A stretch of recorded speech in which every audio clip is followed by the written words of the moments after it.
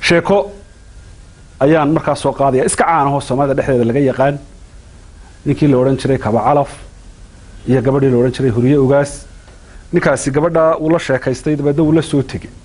nin kala la wada la tagistu waxa weeye markuu inanku ka boqo inuu inanta u geed fadhiista ama reerkooda weydiistay uu fiidkii markaa la gudo waa dhaco kale dabeetana inantu inan aqli badan bay ahaydoo dhowr erayo hal xidhaala ah yay weydiisay ama sarbeeba ah markii subaxii iyadoo meel la mariya geed la fadhiistay waxay timeeyaan nasanayn ninkii watay baa yiri oo sunagan fadhina ninkii kala ku yiri waxay u jeedaa kaba meena iska bixinay markaas si wacan loo nastaa abaar markay socday timeeyaan de afur meena waxba cunaynin markaas uu cidlaynu maraynaa ninkii kala yiri waxay u jeedaa meena cadayanayn cadaga ka dhigan wax cunne adigu erayo badan aakhirkii u dambeysay bay tiri waxaan arkaa adeenti intii hore cidla la maray adeentidu waa marka oosha aad ku soo dhawaato dareen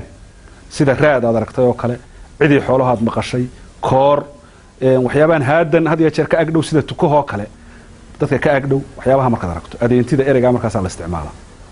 ninkii inanta watay baa yiri oo cidlaynu marnaa xagga adeentida ku arag kii kala yiri war waxay u jeedaa haad baan arkaa haadkuna had iyo jeer wuxuu ka agdhow yahay meel dad joogo adigu ninkii meeshii markii ooshii la keenay degmadii ay timi hadallada ilaahay xataa waxa ka sii mida talow meesha wadaad ma jooga dabadeedna ninkii watay baa ku yiri oo maxaad ku keentay wadaado kii kale yiri war waxay leedahay meyd baa go'ay talow wadaad ku tukada magaalada aakhirkii adigu raashin baa loo soo dhigay raashinkii barigaas iska yaamiis buu ahaa haruud ama galley ama waxyaabahaas ah haruud raashinkii baa de labadina dhinac bay noqdeen iyadina dhinac abaar markii la cunay baa dhinaceedii qarax noqday caanihii iyo subagiiba dhinacee nimanka ay isugu hadheen inanta way ka xishootay inay tiraahdo waa dhinac wada qarax buu noqdo farsamay keentay oo intay fandaalkii qaadatay ayay tiri Kaba Calaf hadalkii maanta aad igu tii markaynu soo soconay sidaas caloosha lay kala dilaacay intay gacan soo jeexday caani iidaankii ba dhinaceedii buu soo raacay ninkii waa ku fahmay wuxuu wallahi amba jawaabtaada tiri caloosha sidaa lay walaaqay intuu raashinkiisna isku walaaqay si yani iidaanku isugu wada gaadho yani farsamo inantii markii wadaadkii loo keenay la sii meheriyay bay tiri maya ninkan soo kaxaystay dooni maayo kow ninkan kale ee ila waday waa ninkii erayadoo dhan furayay ee cajiibka ahaa ninka halay meheriyo ninkii way iska soo taagtay waayo wixii ay eraya weydiina soo dhami jirabaad bay ahayn maskaxdiisa qiyaasiis marka waxba garan waaya waxay tiri may ninka iga daayay cabir baa markaa jiray dadka lagu tijaabin jirayo xagga hablaho kale de hablihii berigi hore heerin baa jiray wax la yiraahdo habluhu markay de garab weyn inantu noqoto garab weyn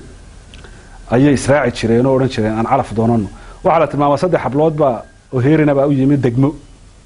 dabeetana niman odaya baa yiri war bal hablaha aan iska hubino waxa la halka fadhiista raashimaan u keenaynaa neef baa loo qala xeero hiliba oo kulul ayaa loo geeyay ragna waxa la yiri kuur galo agtooda fadhiisto xeerada oo bal waxay ku hadlayaan soo dhageysta tii ugu horeysay baa markiiba gacanta daf siisay dabeetana way kala soo booday de kulaylkii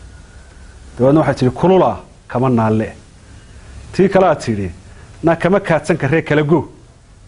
tii saddexaad baa tiri na ha kafafee kor ka saar nimankii baa warkii kana waxay saddexda eray bay yiraahdeen waxa la taa hore way samir daranta hilibka kulul si gooday intuu ka qaboobiyo waa samir daranta taa labaadna waa hunguri xunta ay tiri baalka kulul bay inoo kala go taa saddexaad aan kala baxnay baa taa samir leh hablihii tii baa laga baxay qiimeyn noocaas jirtay wax lagu cabiro berigii hore oo dadku de aqoon baa jirtay iyo de aftahanimo iyo waay aragnimo iyo waxba jiray